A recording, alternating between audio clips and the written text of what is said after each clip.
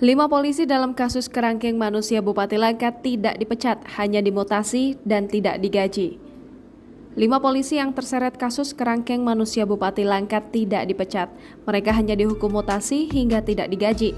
Polda Sumatera Utara mengungkapkan telah menindak tegas 5 personilnya yang diduga terlibat dalam kasus kerangkeng manusia milik Bupati Langkat nonaktif terbit rencana perangin-angin.